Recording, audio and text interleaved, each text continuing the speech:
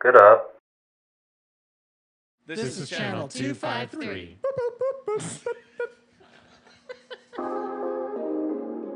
On this episode of the Grit and Grain podcast. Beer can be an avenue to so many different connections and communities, and for us, like with being at CHB, it's how do we reach more people and how do we get in front of people where they're at and meet them in a space that they are comfortable and want to have conversations, and what better way can you do that than sitting down and having a beer with somebody.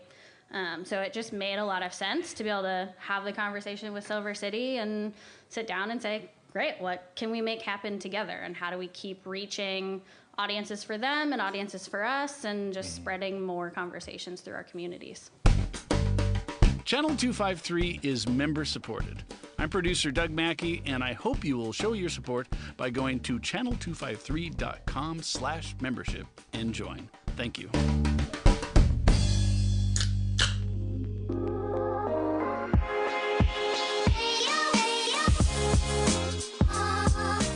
Welcome to the Grit and Grain podcast, where we explore and celebrate the craft beer industry, community, and history in Tacoma, Washington, and surrounding Pacific Northwest areas. Thank you so much for hanging out. Let's get to it. Hi, everybody. Welcome to the Grit and Grain podcast, coming to you guys from Peaks and Pints in Tacoma, Washington. If you're new here, we're a craft beer podcast trying to keep listeners dialed into what's going on in the beer world in the Pacific Northwest. And there's all kinds of cool stuff happening, and that's what we're talking about today. My name's Matt McLaren. I'm here, as always, with Ron Swerner. Hello, Matt. How's it going, Ron? It's Gose good. Perfect. I was wondering how you were going to tie that in to your opening. There it is. I did. I know. I feel like every Gose pun has been taken, and then a new one comes out, and I'm just like, I can't believe nobody had that one yet. Which is perfect for today. I have a question for you, Ron. Yes. Why is there so much Jester King on your tap list right now? Because I got to order What the hell? Yeah. How? Bottle Works, Full Throttle, and I when they went on order. You sneaky assholes. Yeah. That's awesome. Yeah. I was, my eyes got all shimmery. It's when a I lot saw of that. hazy IPAs and lagers. We've been promised the next round would be saisons and sours. Oh, it's very cool. Yeah. Bethany, how's it going today? Great. How are you guys? Very good. Super excited. So we've been doing a series of like Tacoma Beer Week focused podcast episodes. What's up, Ayla? And this is another one in that series. We actually have these like awesome collaborations going on.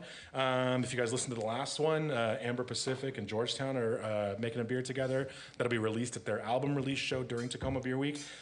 But that's not the only collab we're doing. So we have another one, and that's what we're talking about today. So we have a couple rounds of guests today. We're going to tag out on the break. But our first round is Scott from Silver City and Melissa from Communities for a Healthy Bay. What's up? What up? Hey. How are you guys today? Scott, I'm doing well. What inspired you to open up Silver City Brewery? Well, you see, when I was 29 years ago, Wrong when Scott, I was Ron. 5 years old, Yeah, when you...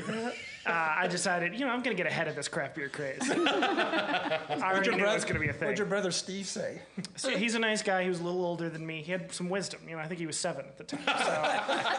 So we got a good jump on the business, though. Dad helped a lot. Well, great job. Thank you. We didn't tell Ron which Scott was coming from Silver City. There are multiple.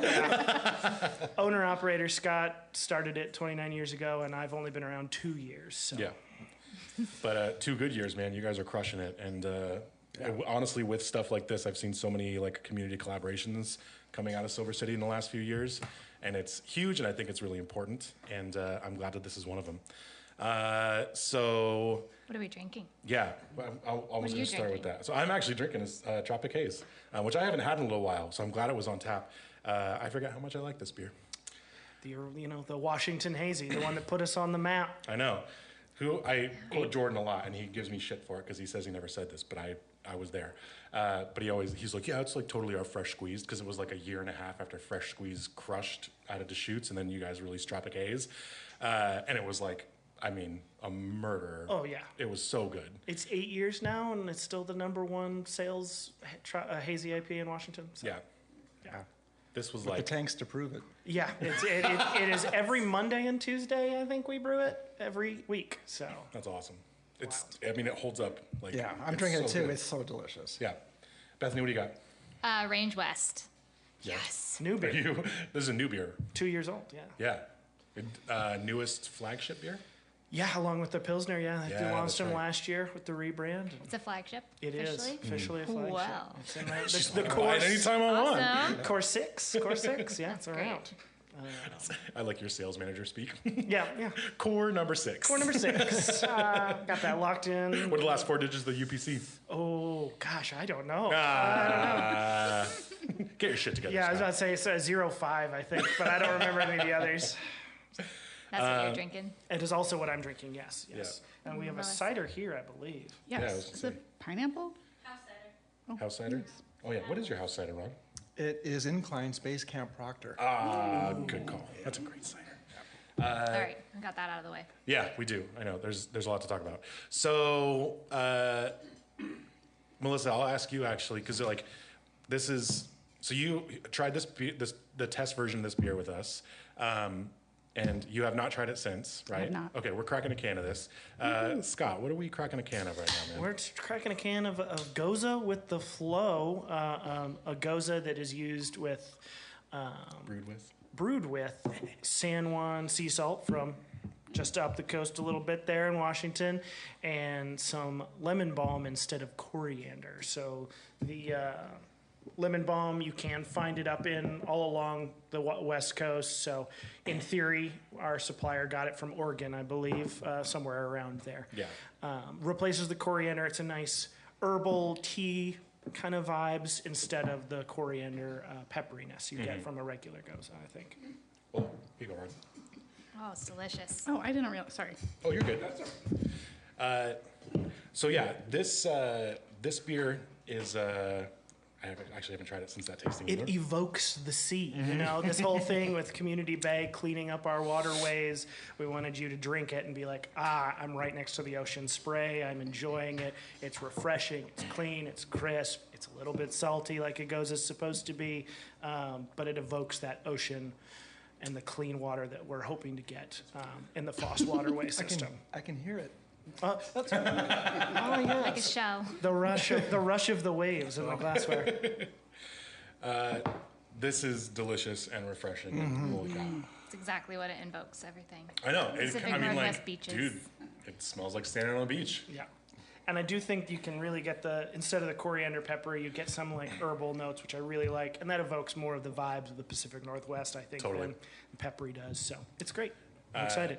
I get made fun of a lot because like every time I smell coriander, I just smell hot dogs because that's like the main spice that's used in hot dogs, and I say it all the time. Like, oh, it's just hot dog water. Delicious beer. And like a lot of Goses have like tons of coriander, sometimes way too much, and it's like hard to just like wipe that from my brain. So this not having any and leaning into lemon balm, and you get this like citrus and this herbal thing, and it's like it totally is way more evocative of like ocean air. It's awesome. Yeah, and so like we said, this is a collaboration with Communities for a Healthy Bay, which is why Melissa's here. Can you talk a little bit about Communities for a Healthy Bay? Yeah, I can. First of all, this is really great, and I do agree that it feels like standing on the side of the sea, but at high tide, not low tide, because that would be a different That's a good vibe. distinction, actually. Don't want that stinky tide. Yeah. Bethany would tell you if it was a low tide. It's not yet. So Communities for a Healthy Bay, or CHB, is Tacoma's own environmental group. We've been around for over 30 years. We were founded by scientists. We started out pushing for the faster and better cleanup of all the contaminated sites in the tide flats. Over time, we got a boat. We patrol for pollution a couple times a week. We push for better policies, better environmental decisions at the governmental level, and we raise awareness among the public and get them mobilized to take action for the environment. Which is amazing. And if you're from Tacoma, you know this, but if you're not, Tacoma is pretty much surrounded by water, or at least it certainly feels that way. And it's I mean, the water is almost like, you know, a character of Tacoma in and of itself. And so to have, you know, a long-standing organization dedicated to the health of that body of water is super important. If you're from Tacoma, you probably know it as Citizens for a Healthy Bay. I was just about to We say used to it. be Citizens for for, Healthy for Bay. a long, long time. Yeah, Right. yeah. Yeah. So We when did that changed- change happen? Yeah. We changed in 2021, just thinking that Citizens has different connotations to it than it did in the 90s when we were founded. And we, when you think about environmental protection, it's for everyone. So there's different communities across Tacoma. There's different communities in the environment.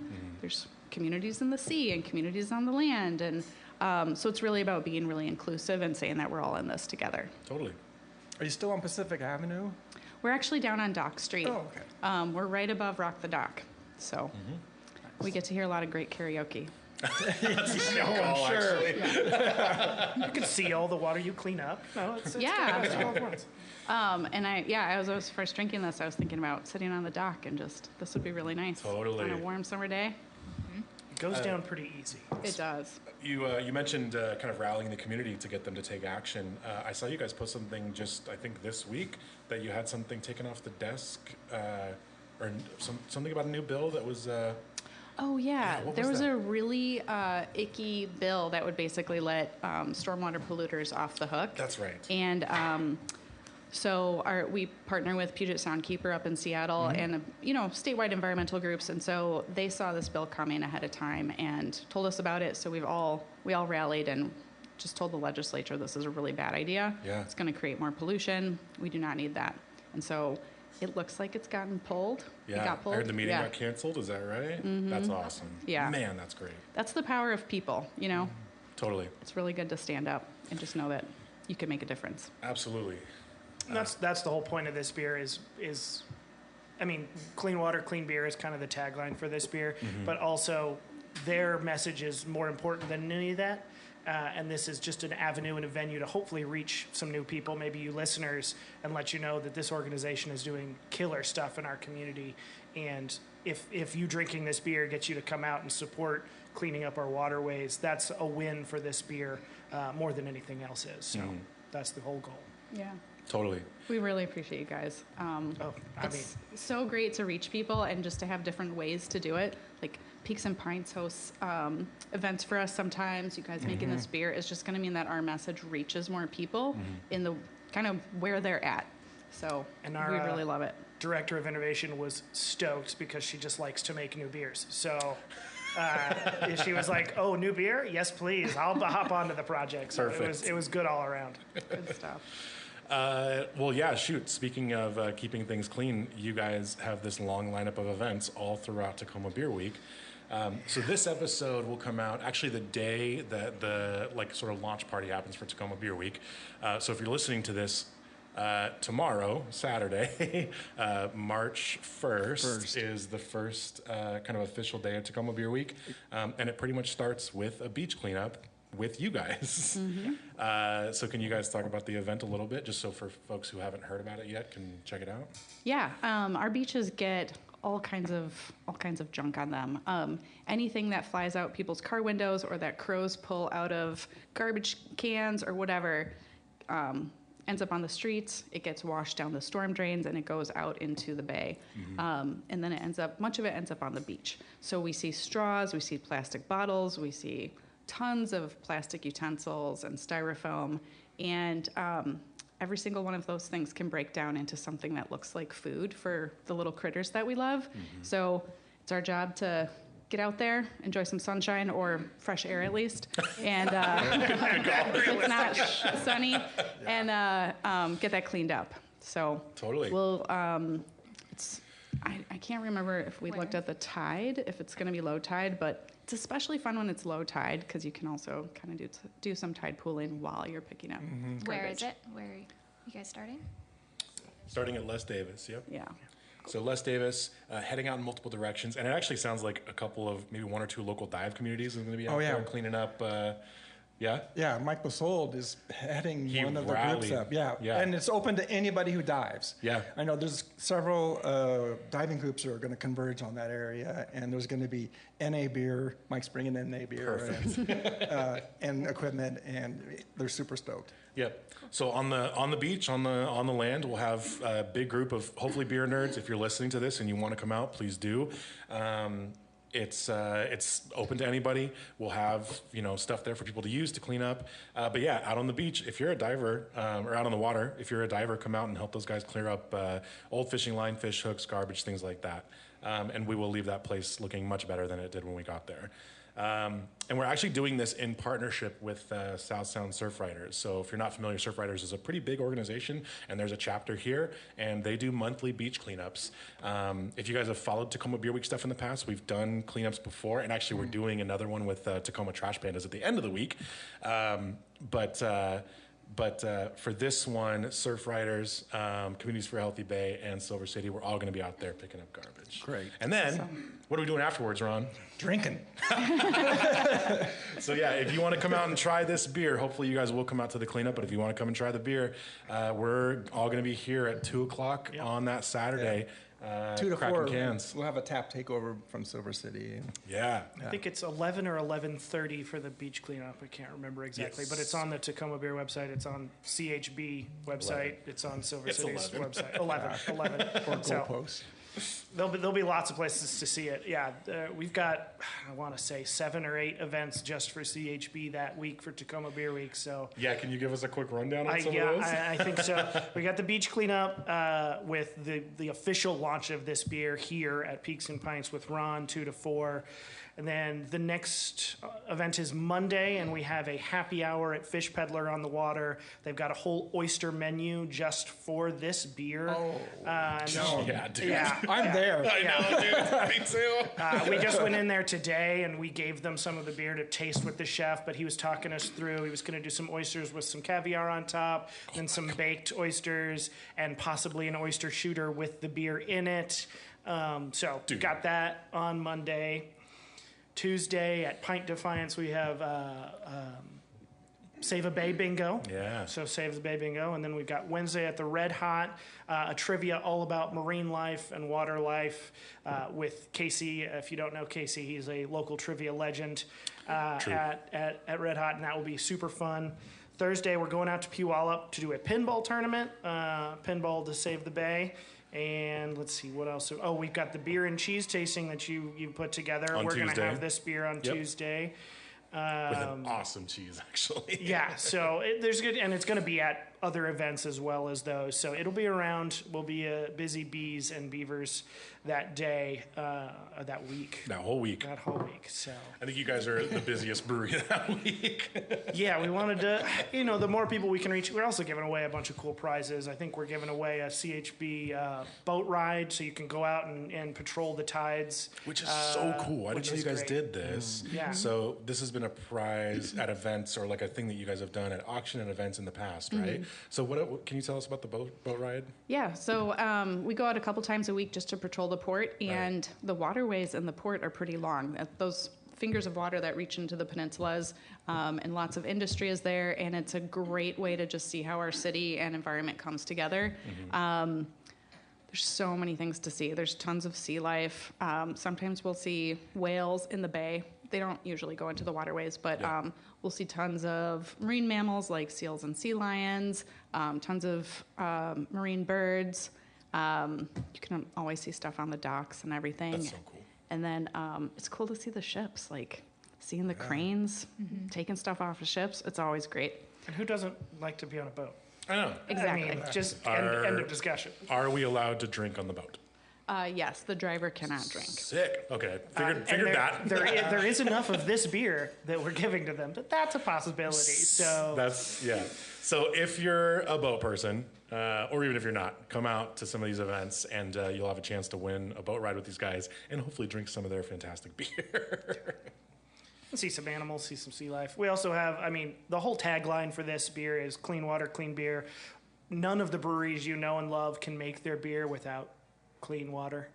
You don't want dirty water in your beer, so it's majorly important that we keep it that way. And there'll be a bunch of shirts and a bunch of stickers that say clean water, clean beer. It's a cool initiative, but it also reminds you every time you put it on, remember these guys, remember that we're working towards a better beer, better water for forever. So Scott, do you still do your Silver Lining series?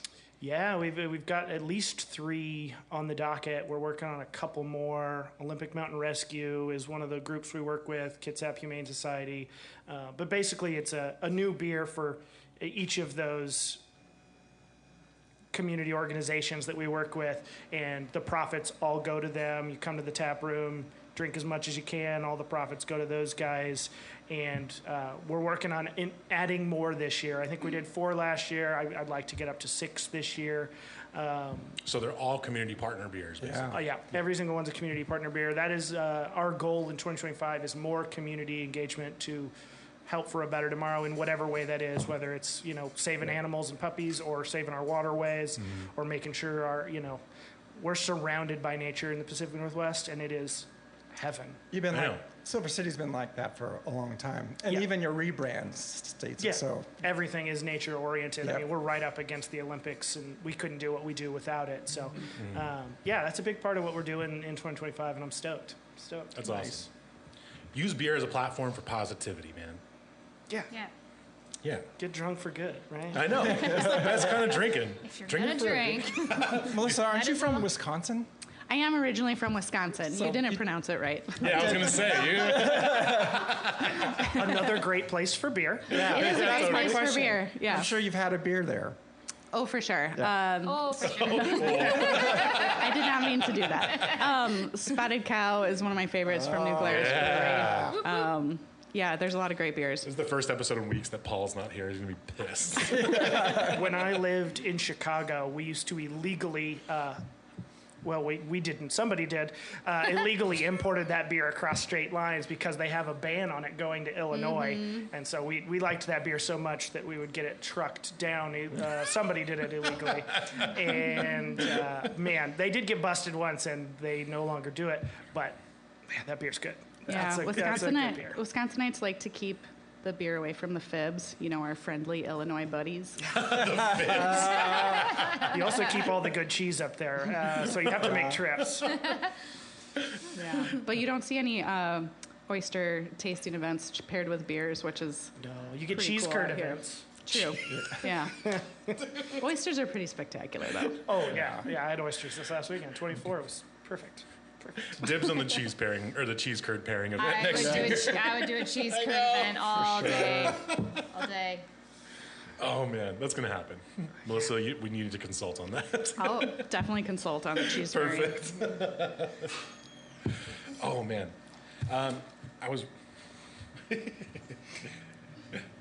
Oh, perfect. Well, shoot. It is actually, like I said, we were tagging out, and it is actually time to tag out. I can't even believe it. It went so fast. But yeah, hang out for just a minute. We're going to have a couple new guests on the mic in just a bit, and we'll be right back. This is Citizen Tacoma host Eric Hanberg and Channel 253 co-founder. With me is sound producer Doug, here to ask you to support Channel 253 in this new year. We are independent media. 2025 is going to be a hard year in a variety of ways, but we can keep Tacoma strong by covering the things that you care about. That's right. Even though nationally things may be difficult, you can have a tangible effect and input on things happening locally, and we'll try to inform you and aid you in that quest. We want to be responsive to the listeners because we are listener-funded. If you like the things that we talk about, Citizen Tacoma is going to be all in on the mayoral race and all of the other things happening in our city. We have the international angle from Nate and Hope. Please consider giving us your support at channel253.com/membership. $4 a month, $40 a year. Your support makes a real difference. And those of you who are members already, and that's a number of you, we thank you for your continued support. Thank you, and we hope to see you on the Slack forums, a special member benefit. Again, channel253.com/membership. Welcome back, everybody. Thanks for hanging out during the break. As always, a quick shout out to Doug, our wonderful producer, who makes us sound wonderful every single week. Love you, Doug. And to Chris, who puts us on video every week. Thanks, Chris. Thank you so much, Chris. Yeah. if you guys haven't yet, actually go to YouTube and check out Grit and Grain Podcast. We're totally not the woodworking channel that's on there, too. We're just Grit and Grain Podcast, not just Grit and Grain. There's a very popular woodworking channel called Grit and Grain. I bet people will figure it out pretty quick. I hope so. Her videos are lovely, Where's all and the it's beer? easy to just get stuck on their channel. So, but yeah. Let's do a collab with them. I was just thinking the same thing. Damn it. Sawdust isn't it? It's an adjunct. In the spirit of collabs. Ooh, Thank you. good call. Thanks, dude. Yeah, so do go subscribe, like, and follow, and do all the stuff that the algorithm loves. Because we want as many eyes and ears on the podcast as we can, especially when we're highlighting awesome stuff like the project we are today. And speaking of which, we have 2 new people on the mic. So Ian is on from Silver City, and Ayla's on from Communities for a Healthy Bay. So we had the whole team roll through for each one of these organizations, and so we get to talk to these guys about the beer very specifically. But we all have new beer in front of us, Ron. What did you just pour, everybody? Silver City's Old Scrooge Yeah? Christmas Ale. And I'm pretty sure Ian made this beer. Yeah. That's very sure of it. It's from this year. So, Ian, do you make all the beer? yeah. I'm in charge of the people that make all the beer, and sometimes I'm allowed to step in and actually have some fun. Yeah. Yeah. Yeah, for sure. Thank you. How long have you been at Silver City? About 13 and a half years. Damn, son. Yeah, class of 2012, Jordan Marsh trained me on keg wash way back in the day. Now I've just, it feels like a flash in the pan, but here we are. I know. It's insane. I don't know how I'm going to pull Jordan down here for a podcast episode. He's not really in the industry anymore. He's like out selling Splenda now. He calls me about selling sugar to brewers, so we have a little bit of like good. we can cast the line out there. I'm not trying to make a fishing joke, but we can cast the line out there. Yeah, good call. I know. Is that rude right now? I don't know. And then Ayla from Communities for a Healthy Bay / Tacoma Beer Week. She's actually one of our organizers as well. Thank you guys so much for hanging out for the second half of this one. Since Ian is the dude who helps make all the beer, or is in charge of all the people that makes beer at Silver City, and since you and I were the dummies that came up with this fucking beer, this is a great chance to talk about it very specifically. For anybody who's not familiar, what is a Gose? It's actually a beer style that we almost lost to time, but really it's a German wheat beer that is soured with lactobacillus, which is a culture that you can find in your yogurts and all over the place. It's also one of the most terrifying substances to bring into a brewery that wants to stay clean. But and it's typically it's got some salt in it, high quality salt, preferably, and coriander. And again, we went with the lemon balm instead, which when you say lemon balm, it doesn't quite sound as appetizing as it actually is when it gets into the beer. Totally. But yeah, it's a very fun style. It's not something that Silver City does very often. I think in the 13 and a half years or so I've been there, we've done one other Gose. Wow. And it was like mango flavored or something like that. It wasn't as good as this beer. Not as proud of it. It wasn't as cool. It really wasn't as Not as proud of it is a not as good proud of way to think about that. Yeah. This one's so good, and I do not miss the coriander. Just saying. Yeah. I like the lemon balm I'm a right lot, there and with it's you. man. so I'm right good. there with you. Yeah, I do too. There's a lot of times beer styles get locked into certain ingredients like this. To make this beer style, you got to do it like this. You know, you don't. You can do whatever the hell you want to do. Yes. And especially thinking outside the box to me for beer is really important. And myself, I can get locked into those kind of like, we got to do it like this type thing. But then you get, some cool friends to come and hang out and say we should put sea kelp in it and stuff, and you're like, okay, but how are we going to make it? But it ended up being better than the sum of its parts, and better than the guy who actually had to brew it. Better than a beer I could have come up with. Yeah. So when he says almost lost to time, this beer was actually listed in the BJCP's historical category up until like 8 years ago. Right. Like it was considered like a beer nobody makes anymore. And then in general, I credit Rubens with their back-to-back category wins for their Gose at GABF. And then I think the year later, they were like, this is a European sour ale now. It's no longer historical beer. But it was like Lichtenheine, Grodziskia, Gose, and a couple other random beers nobody's ever heard of that were made 300 years ago. This became so popular, especially up here. And like when you're like, you can do anything to make a beer, right? But there's a stencil for what we were trying to achieve in this beer style. And we're like, if we're promoting clean beaches, clean water, how do you like invoke that idea in people? And Ayla and I were actually sitting at the Parkway Tavern talking about that. And we were like, there's 100 different ways to go about doing a collab. Do you make something that is going to appeal to everybody? And hopefully your messaging, you cast a wide net and your messaging just kind of makes it through a little bit. And I think when we like kind of both said Gose at the same time, we sort of just like perked up and we're like, let's fucking go. But yeah, and it was like, I don't know. I'm very happy with like how this came out and like the way that this got put together. This is actually a long project. We've been talking about this for over a year, I think. Pretty close to it, yeah. And I would say when we first met with Silver City and you guys to sit down and talk through it, it was like, oh, well, even then, what do we want to make? Like, we don't want to do another IPA. No offense to all of the IPA lovers. I have one. But, right, in the sense of like... so easy. And everybody is used to drinking them, and there is a really large fan base for what that is, which is great. But we wanted something that had another message and another layer to it.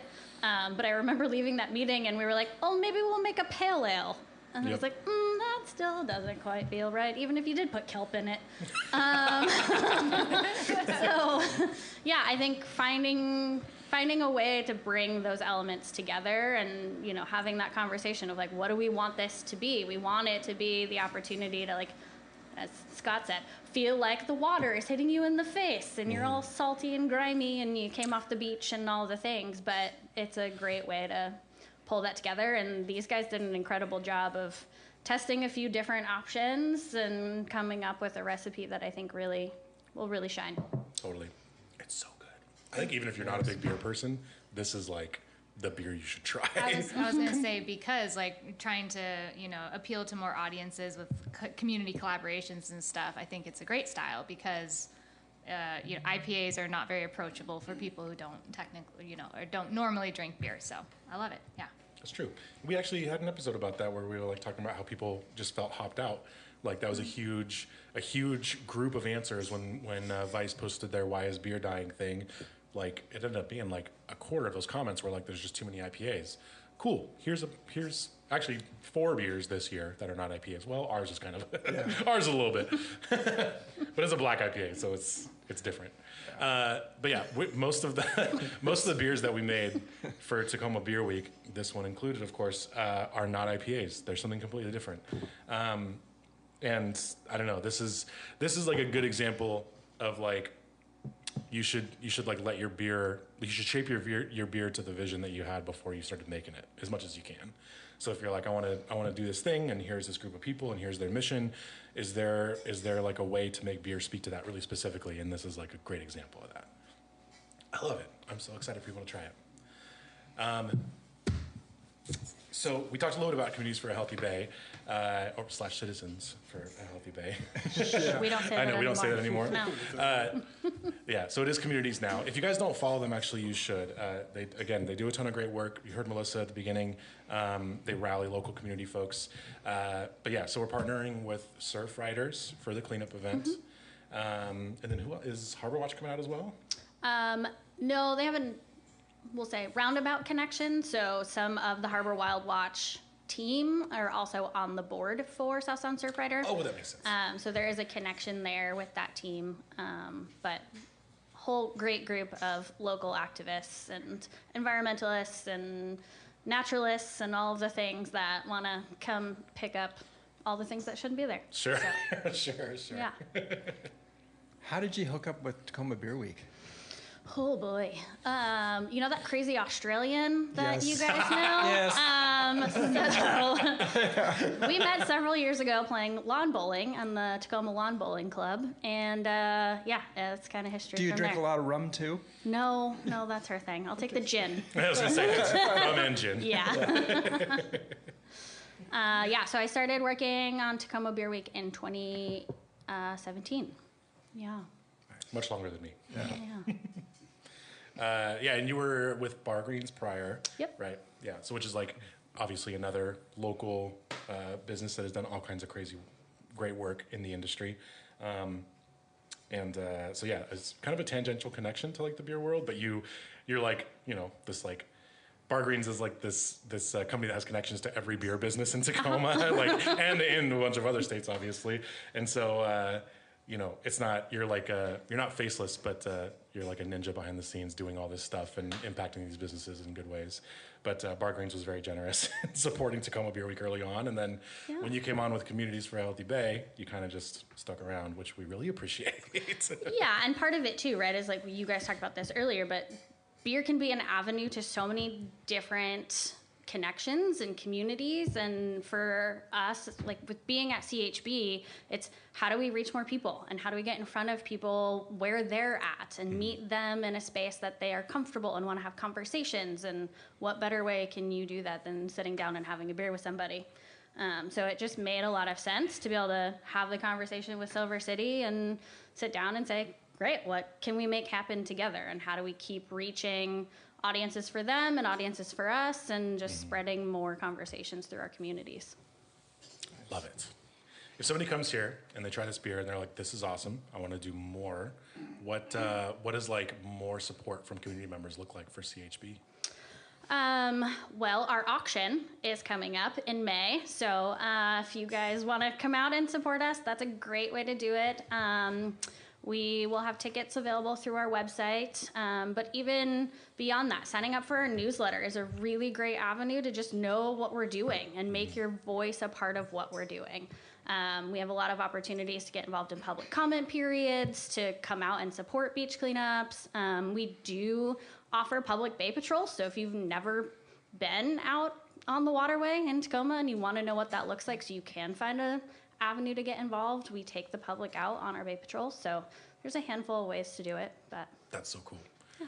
Are you guys, so you're doing obviously a crap load of events during Tacoma Beer Week. I think you guys might be the busiest, you two combined might be the busiest bees that week.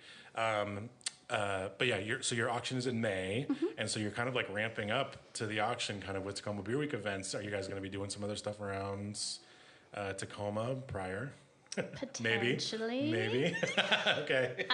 So we are going to be doing an event at the Silver City Tap Room with them. Cool. And then towards the end of March, I think we agreed on the 21st. So that will be a really great opportunity just to get folks out. If you haven't been to their tap room, it's an incredible space.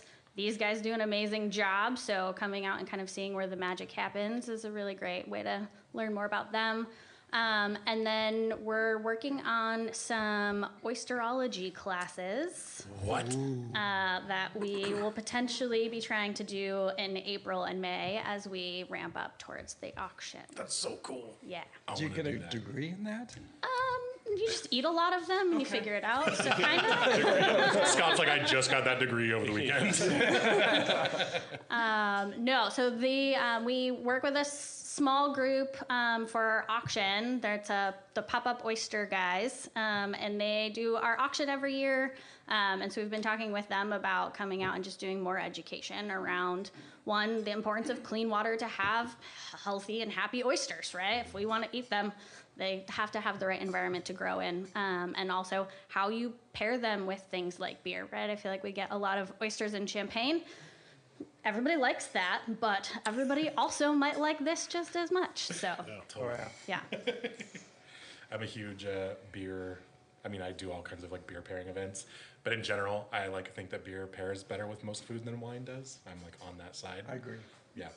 Yeah, agreed. I mean, if you go Of course we agree. if you go to Hama Hama, Yeah. they have a full lineup of beer. That's true. Actually, their beer selection is awesome. Yeah.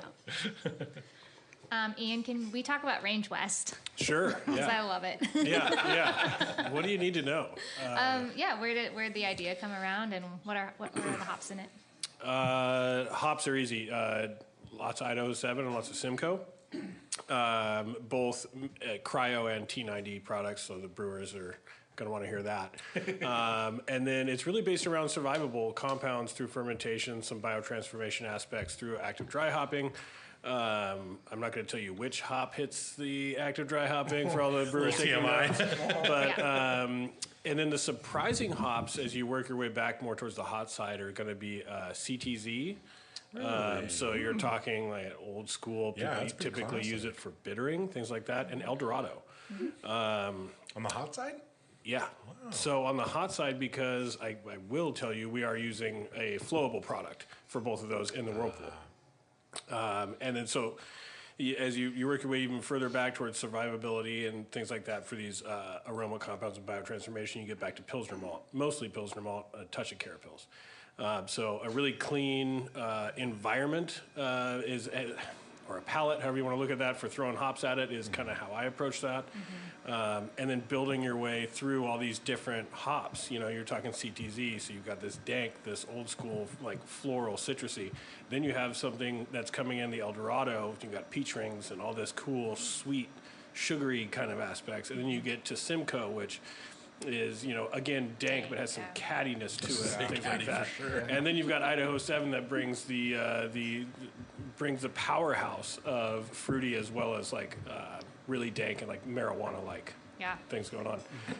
The whole idea behind that beer is to create a high aroma West Coast IPA that blends old school and new school ways of thinking into a beer that beer nerds, which I think we're surrounded by, as well as somebody who has never, it doesn't know what they're looking for, and their friend says, "Try this Range West."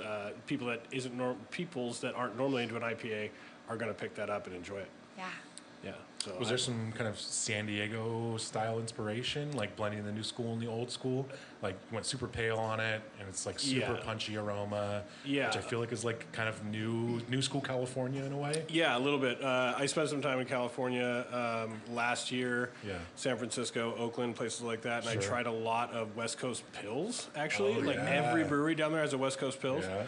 And inundated by it and all these different flavors and things. So a little bit of inspiration, but I can't claim it too much because that trip actually happened after I wrote the recipe for Range West. But California. I understand where you're coming from there, but I grew up in beer.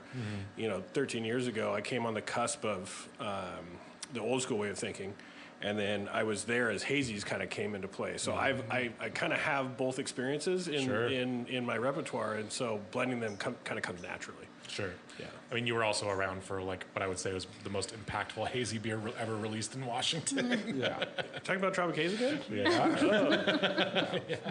Like, and it's easy to say like, oh yeah, it was kind of like old school way of thinking, but like that, I think to a lot of people in the community and industry, that was like the magnum opus of like that time. Honestly, it's just great timing. Yeah. I did have my favorite story is some brewers that come to us, they come from much smaller breweries, and their eyes kind of open to the world of production. Sure. And we do an interview at 68 days and 90 days. How are you doing with the company? How are things going? And one of the responses thank you. One of the responses that we got was like, well, Mondays are just Tropic Haze. Like we brew Tropic Haze, we harvest the yeast, and we dry hop Tropic Haze, and it's just it's really Monday-ish. And I'm like, well, it's what keeps the lights on around here. So. Sounds like a Monday. Yeah. Also, if that's your biggest complaint, we're doing something okay. Yeah.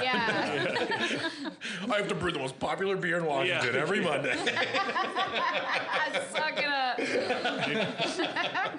It is what it is, right? Thanks for your feedback. Exactly. Appreciate the feedback. Get back to dry hopping. Ian, I don't know. You and I might have talked about this in the past, but I'm going to be up your butthole a little bit. Cool. So when I first started, I was ready for that. Actually, I came prepared. Sorry, I'm going to compliment you to your face, is what I meant. Stop it, I'm blushing. Same thing. Same thing. Butthole and face. Yep. Yeah. Hold on, let me get another drink of this 9.4%. Yeah. beer. So when I first started at Columbia, and I've probably told like part of this story because we ended up doing shotgunning Ziggy Zaggy with Scott at the end of the day. When I toured the brewery with Columbia when we first picked up Silver City, I was like relatively new there, and I think I was like just starting to run my specialty route. But we came to the brewery, and everybody left, and I think I drove myself, so I just ended up hanging out because you guys were doing like your homebrewers night that you used to do. Yes. All of your staff were putting together beers of their own. And this is like, I think about this a lot actually, because it's like one of these things that like reminds me of like why I really like this industry. But you gave the whole tour, everybody hung out, everybody, we did the sales meeting and everything. And then you were like, hey, all of our, like, this is homebrew day or whatever. All of our staff is bringing their like homebrew recipes and we're going to like hang out and try them. Thirsty Thursdays. Yeah. And it was, and yeah, we like hung out in your break room. Everybody had beer that they made at home. They brought it. They passed it around. Everybody was giving notes to each other. I think I was like very freshly like certified Cicerone at that time. So like I had beer judge language in my brain all the time. And it was the first time that I had seen it applied in this way. But like you guys were passing your beers around. You were like really specific about aromas and flavors, off flavors. And then immediately like, here's what I would do to fix this. Next time you do this, do this. This is great, but next time you do this, try this. And it was like the first time that I had seen you specifically as like a head brewer, but also just like a culture inside a brewery or a company in the industry that was just dedicated to like the pursuit of knowledge and enlightenment about beer. And I think about it all the time. And it's like, you were the guy standing in the middle of the circle, trying everybody's beer and giving them notes on it in like a very positive way. And, do you remember the beer that I gave you that day? Yes, I do. What was it?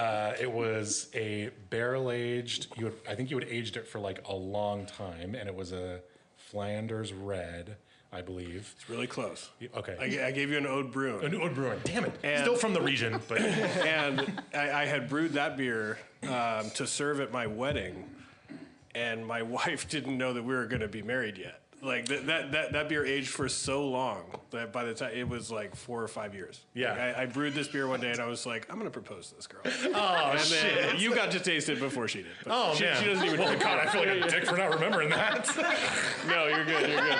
I still remember being on the tour and we're up on the brew deck and I was talking about our mash tun and I was talking about ferulic acid rest. You're the only person who's ever looked at me and been like, what temperature is the ferulic acid rest at? And I was such a fucking bitch. I snapped I knew immediately that somebody on the tour knew what the fuck they were talking about because my head snapped over and I gave you 113 degrees Fahrenheit right away. I forgot about that. I was like looking at you. I was like, no more questions from you. Yeah.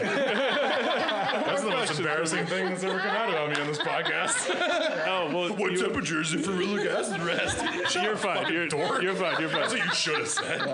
No, I was way too polite for that. And well, it's really nice because actually that's what I do for brew tours is I'll be like, who here is a home brewer? At the beginning of it, all excited, and like 3 people raise their hands, like, you're limited to 1 question the entire tour.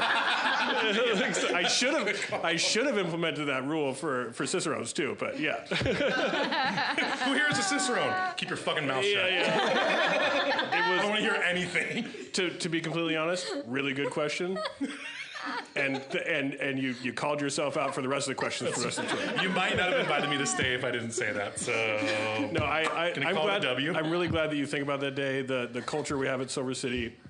I mean, I taste beers that people give me all the time that work for me. They're really proud of. They're entering them into homebrew competitions, which is really important to them. And we value honest and critical feedback. And I had one last night. Yeah. And I thought it tasted like Old Scrooge with fruity hops in it, and I didn't finish it. But I'm able to come and give that person some feedback, and it's that's what the culture's all about there. Yeah. And next year's the 30th, right? Yeah. 1996. Is it 2025? Oh my gosh. Yeah. Yeah, it's going to be fun. I haven't heard anything about what the plans are for a party, but if I remember anything about our 20th, I was there. It was fun. It was, yeah. Fun is a good word to describe it. Yeah. That's the month that it will be coming out. I think it was June or July. Yeah, but it must be summertime. Like we were Summer parties. outside. Yeah, we definitely. It wasn't It was a January. beautiful day. Yeah, it wasn't January. We were outside. I think it's time for fuck up stories. All right, Grit and Grainers, I'm Sean Jackson, and I fuck up all the God-blessed time, as we all do. So, please do regale us with your fuck up stories. Have you, either of you almost died on the clock? I mean, I've been to the emergency room, but I think it's been long enough that I could talk about it. Perfect. So Let's have it, Ian. So hot wort is like napalm. Yeah, it's lava. It is. If you ever made caramel or anything like that, you know that a hot liquid sugary substance doesn't exactly wipe off quickly, and it'll burn you way worse than hot water. And I took it to. I have a tattoo right here that I had to get done twice because I opened a valve, the safety valve was closed, and for me, I'm 6'5". For me, it hit me here. Now, if I'm not 6'5", it would have been more face up. Face. And it got me here. I took my shirt off and oh shit, and start putting cold water on. I threw a kitchen rag on there and some cold water, and then somebody comes up. What's going on? So, well, I think I need to go to the hospital. Like, pull that back. Let me see. And I pull it back, and all my flesh comes out.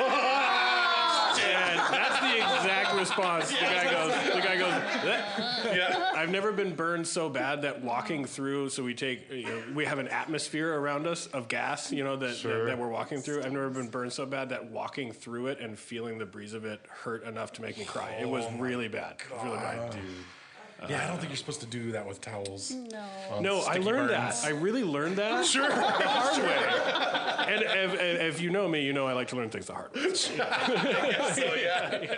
Oh, I'm glad it wasn't to the face. I feel like I should have gone last. Does anyone else? That was actually perfect. That's the closest we've gotten to a Sean Jackson fuck up story in a while. Yeah, I don't have anything that good. All I can say is if I was there, it would have gone over my head because I'm so short. So that would have been fine. Can you start on Monday? What time? We're really good at times. You tattooed your new skin? Oh, no. I had a tattoo that was fairly new. After I was done healing, I had to get it redone in the same spot. Oh, damn. It's almost worse. Scar tissue tattoos are brutal. Yeah, it wasn't fun. It wasn't fun. And funny enough, it's of a melty Cthulhu face type thing. Was it melty the whole time or just after? Yes. Got it. All right, Grit and Grainers. Email us at cheers@gritgrainpodcast.com with your comments, opinions, and things you'll find at the Jack Hyde Park. Beach cleanups such as well-worn pair of dentures, a single lonely flip-flop with a bottle opener on the underside, Sally's seashells, a large portion of a spinal column, the Simpsons Sing the Blues cassette tape, a full set of plastic silverware still neatly wrapped in a Pizza Casa napkin, a Little Mermaid-themed plastic comb, a papier-mâché rhino, small soapstone figure from Lakshmi, the Hindu deity of wealth and prosperity, Barbie head and torso repurposed by a crab, bikini bottoms, and an epic Saks gorilla trading card. Sounds like a fun time. I guess. We read and drink everything we receive, and we try to respond as fast as we can, if not online, then on air. If you can subscribe to Grit and Grain on YouTube, Apple Music, Spotify, Google Play, iHeartRadio, and Stitcher, and please leave us a review. Also check us out on Channel 253 and thegritgrainpodcast.com. Be sure to follow us on Facebook, Instagram, and YouTube for episode notes, beer news, and our endless praise for the wisdom masters of the conservation and sustainability world and their personal recycling way of life, such as sleeping on their childhood beds and driving their parents' old baby blue Pintos and installing solar panels on their sim houses and have become dedicated locavores and just eat foods that come from within 1 mile radius of their house, primarily Happy Teriyaki number 52 Costco and their parents' refrigerator. If this podcast is not what you expected, please alter your expectations. I'm taking my metal detector to the beach cleanup on March 1st. Beach better have my money. No such thing as a bad time to visit Tacoma. No such thing as too much barley wine. Tune in next Friday for more sweet chatter. Cheers. Thank you, guys. Thank you.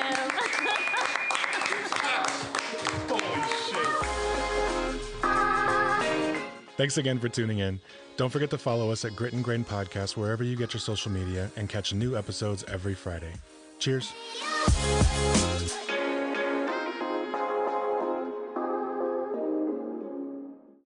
Good up. Channel 253 is member supported. I'm producer Doug Mackey, and I hope you will show your support by going to channel253.com/membership and join. Thank you. Grit and Grain is part of the Channel 253 podcast network. Check out our other shows: Nerd Farmer, Move to Tacoma, Interchangeable White Ladies, What Say You, Citizen Tacoma, and Kitchen 253. This is Channel 253.